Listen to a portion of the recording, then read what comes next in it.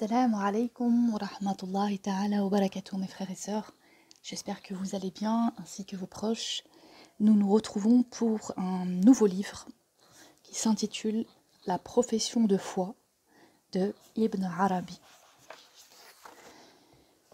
Préambule. C'est par le nom d'Allah, le tout miséricordieux, le très miséricordieux, que je commence, et par sa lumière que je me dirige. Et il n'y a de force et de puissance que par Allah, le puissant, le sage. Dis, louange à Allah pour ce qu'il a inspiré, et parce qu'il nous a enseigné ce que nous ne savions pas, et la faveur d'Allah pour nous fut immense. Et que Allah prie sur le Seigneur le plus noble à qui furent données les sommes des paroles, Jawami' al-Kalim, dans la station suprême, Al-Mawqif al-Azam, et qui lui accorde le salut. Ensuite, quelqu'un dont les questions me sont précieuses et dont les requêtes trouvent audience auprès de moi, m'avait demandé de lui préciser, par écrit, ma profession de foi et ce que je confesse au sujet d'Allah, sous le rapport de l'unicité, al-Tawhid, de la singularité, al-Tafrid, ainsi que du dépassement de la singularité, Tajrid al-Tafrid, de lui montrer la trace du divin artisan dans la création et dans la production de toutes choses, et de lui exposer mon propos, qui consiste à suivre l'exemple des purs serviteurs d'Allah et ce qu'il faut croire et répondre à leur sujet.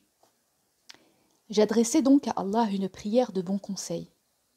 Je mis mon espoir en lui, je le suppliai de m'aider et de me seconder, lui demandai sa bénédiction et entrepris d'obéir à son ordre et de répondre à son dessein. Bien que je ne me croie point digne de cette tâche, j'ai mis mon espoir en Allah pour rendre accessibles les significations de son dessein autant que possible à l'entendement des disciples qui suivent la voie du tout miséricordieux, et pour qui j'espère dans leur quête le secours de celui qui accorde ses grâces et ses bontés, l'harmonisation de leur état spirituel et leur franchissement des degrés de la foi et de la vertu, el-iman ou el-ihsan, pour que, par cet ouvrage, l'homme doué de sérieux soit entraîné vers la volonté de connaître l'être divin, al-haq, par les moyens de facilité et d'approche jugés bons, et qu'il participe à son intention, hima, et à sa pureté, taskiya, car celui qui montre le bien est comme celui qui le fait. Et pour que cette œuvre soit, si Allah le veut, un facteur stimulant la volonté, afin qu'il suive l'exemple des frères spirituels et qu'il s'accroche au pan des hommes de l'unité et de la perfection de la connaissance divine, el-irfan. À Allah, gloire à lui, je demande la protection de cet ouvrage contre les erreurs et l'heureux accord dans la parole et l'acte. Les esprits avertis n'ignorent pas qu'un auteur éloquent, un maître du langage, doit, comme un habile artisan, orner ses expressions par une pensée élevée dans une forme agréable. Il doit aussi connaître les diverses vertus des fleurs de la rhétorique et du vocabulaire, la place qui revient aux phrases et à leurs éléments. Ainsi choisira-t-il les significations qu'il jugera les plus adéquates aux circonstances et aux situations, et les révélera-t-il à travers le vêtement des mots, par la perfection de la construction et la distinction de la pensée. Il touchera alors la substance même des âmes satisfaites. Les esprits vertueux auront confiance en lui, comme le corps a confiance dans la nourriture qui lui convient, et les intelligences soupireront après lui, comme les cœurs soupirent après les traces du bien-aimé. L'auteur doit aussi être expert en tout ce qui concerne à la fois la prose et la poésie, et disposer en outre avec art les hautes pensées et les fortes expressions, qui laisseront une trace dans les âmes et soumettront les intelligences. C'est ainsi que le langage devient alors comme le sceau qui grave les idées dans la substance même des cœurs, comme on le répète après le poète. Toutes ces expressions en prose et en poésie sont merveilleuses, des voix pour les lumières des cœurs. Elles sont des colliers pour les coups des idées, et elles sont les avant-gardes des armées des nobles vertus.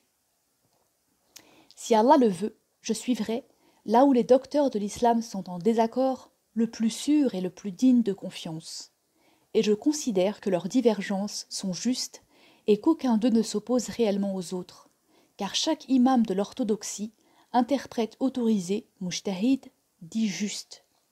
De même est juste la croyance de celui qui, en matière de loi, shar', adopte une position doctrinale, madhab, lui paraissant saine, comme ce qui est en accord avec le livre et la tradition du prophète, al-sunnah, pourvu qu'il soit parmi les hommes à l'esprit déductif et à l'intelligence solide, c'est-à-dire les hommes avisés et expérimentés, doués de science, ilm et d'intuition, basira. Il pense juste également celui qui n'est pas un interprète autorisé, mais qui suit l'opinion, qawl, que lui a donné quelqu'un qui l'emporte sur lui par son jugement, et dont il a le sentiment qu'il est plus savant que lui, et que son avis est un argument, hujja, et de plus de poids. Les musulmans divergent dans de multiples croyances et dans de multiples formulations, à l'exception de ceux auxquels ton Seigneur a fait miséricorde. C'est pour cela qu'il les a créés. Une fraction pour la miséricorde et une fraction pour le châtiment.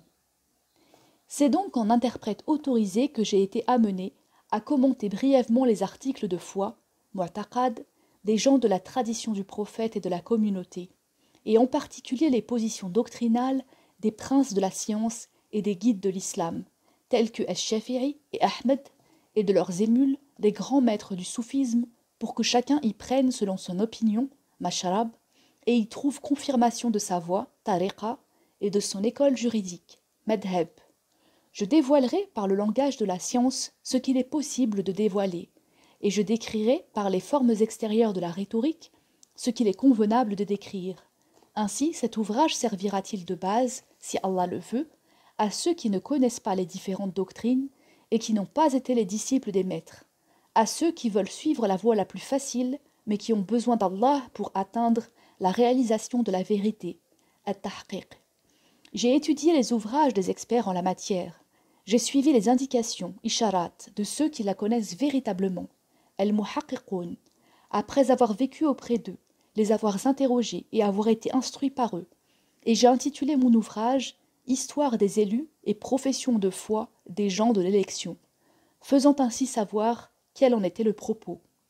C'est à Allah que je demande secours, c'est à lui que je me confie, et c'est par l'intermédiaire de son prophète, sallallahu alayhi wa sallam, que je lui demande de me faciliter l'accomplissement de ce dessein et d'aplanir pour moi la difficulté de cet engagement, afin d'extraire de l'océan de sa grâce infinie et du flot de sa générosité universelle les nacres des paroles gardées jalousement et les perles des significations cachées qui seront la joie des yeux de ceux qui possèdent la connaissance et guideront les disciples sincères. Et Allah est celui qui favorise et qui aide. Sache que seul connaît les significations des merveilles de cette mer celui qui y nage, et les eaux qui coulent sur le chemin de ce continent, celui qui le parcourt, et seul s'éclaire à sa lumière celui qui la fait jaillir. Celui pour qui ont brillé ces lumières belles et parfaites parle de ses secrets. Si on lui demande quelle est son origine, Nasab, il répond « Il provient de l'argile de la passion, al-Haram, et a été façonné avec l'eau de l'amour éperdu, al-Hiyam. » Si on l'interroge sur son mérite, Hasab, sa lumière apprend quel est son sang. Les mystères de ces expressions symboliques, Barajim, et les termes de ces langages secrets, Tarajim, déposent dans le cœur de ceux qui ont atteint la certitude, al-Muqinoun, et le regard intérieur, Basira, de ceux qui ont des dévoilements, al-Mukashafoun, les lumières de la contemplation, al-Mushahada.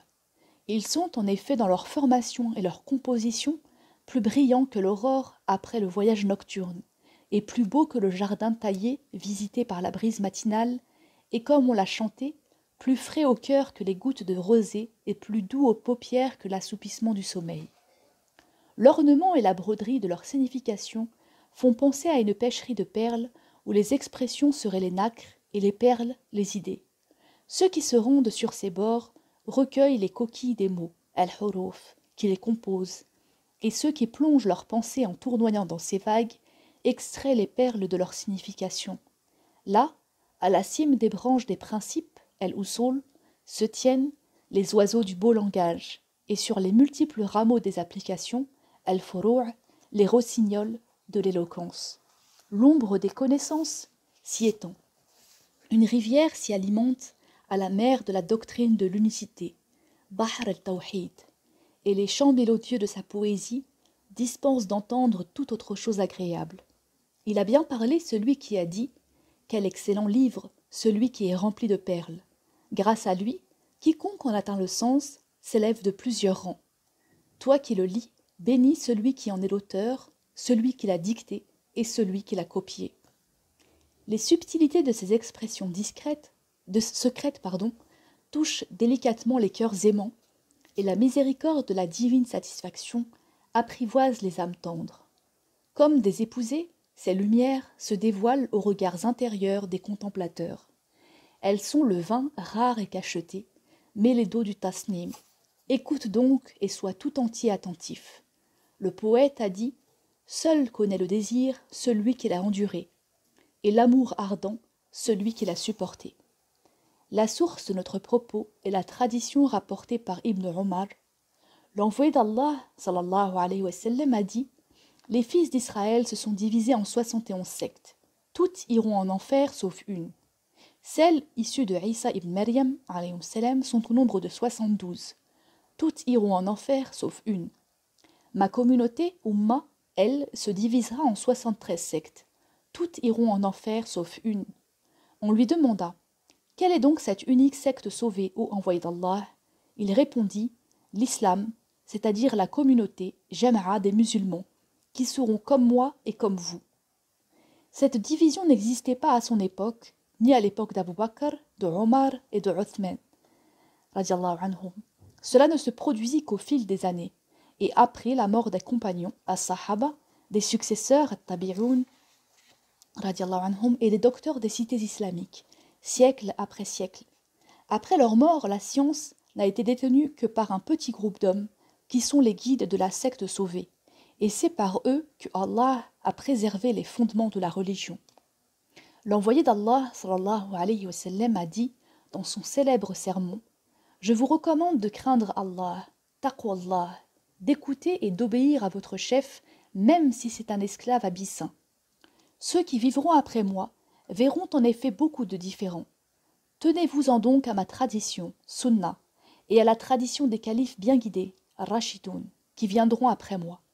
Mordez-y à pleines dents, et prenez garde aux nouveautés, car toute innovation, bid'a, est égarement, dalala. » D'après Abu Huraira, l'envoyé d'Allah sallallahu alayhi wa sallam a dit « Tout homme qui incite à suivre la voie droite, el-huda, et qui est suivi, aura la même récompense que ceux qui le suivent. Elle ne sera pas moindre que la leur. Tout homme qui incite à l'égarement et qui est suivi sera tenu pour responsable des mêmes fautes que ceux qui le suivent, pas moins qu'eux. » La base des 73 sectes est la suivante. L'ensemble des hommes de la tradition du prophète sallallahu alayhi wa sallam et de la communauté, Ahl al-Sunnah wa Jama'a, qui, malgré leur nombre, constituent un seul groupe. Les Kharijites, 15 sectes, les Mu'tazilites, 6 sectes, les Murjites, 12 sectes, les Chiites, 32 sectes. Les anthropomorphistes, al-Mushabiha, 3 sectes, les Jahmiya, les Najariya, les Dirariya et les Kulabiya, chacun d'eux constituant une secte différente. Au total, 73 sectes. La secte sauvée, c'est-à-dire ceux qui suivent le livre Al-Kitab et la tradition du prophète sallallahu alayhi wa sallam, As-Sunnah, reçoit différentes désignations. Les Mu'tazila et les Qadariya les appellent gens de la contrainte, Mujabbira, parce qu'ils croient que toutes les créatures sont soumises au libre vouloir, Mashi'a, de Dieu, à son décret tout-puissant, Qadar, à sa volonté, Irada, et à son activité créatrice, Khalq. Les Murji'a les appellent gens du doute, Shukakiya, à cause de leurs restrictions concernant la foi, Iman, selon leur formule « Je suis croyant, mu'min, si Allah le veut ». Les Rafida les appellent institutionnistes, Naseba, parce qu'ils professent le libre choix, Ikhtiyar, du chef de la communauté et son installation par voie de pacte. Les Jahmiya, les Najariya, les Dirariya et les Kulabiya les appellent anthropomorphistes, Mushabbiha, à cause de leur affirmation des attributs du Créateur, tels que, entre autres, la science, al-ilm, la puissance, al-qudra, la vie, al-hayat, et la parole, al-kalam. Les Batiniya les appellent grossiers littéralistes, Hashwiya, parce qu'ils croient aux informations, akhbar, et s'accrochent aux traditions, athar. En réalité, leur véritable nom n'est pas autre chose que les hommes du hadith, ashab al-hadith, et gens de la tradition du prophète sallallahu alayhi wa sallam et de la communauté, ahl al-sunnah wal-jama'a. Sache donc cela, et le seul but de cet exposé est précisément de résumer les articles de foi, mu'taqad, des gens de la tradition du prophète sallallahu alayhi wa sallam et de la communauté, rien d'autre. Au moment de commencer, avec Allah pour guide, je dis que le salut le plus parfait d'Allah depuis la station de la pureté et de l'élection suprême, al-maqam al-akhlas al-asfa, soit sur les frères adonnés à la dévotion et les meilleurs des hommes voués à l'ascension spirituelle, qui vont méditer les paroles qui vont suivre. Que Allah les sauve tous, qu'il les honore chacun en particulier, qu'il prenne en charge leurs affaires en les protégeant et les guidant, et qu'il ne les prive ni de la suffisance, ni de sa providence. Inaya.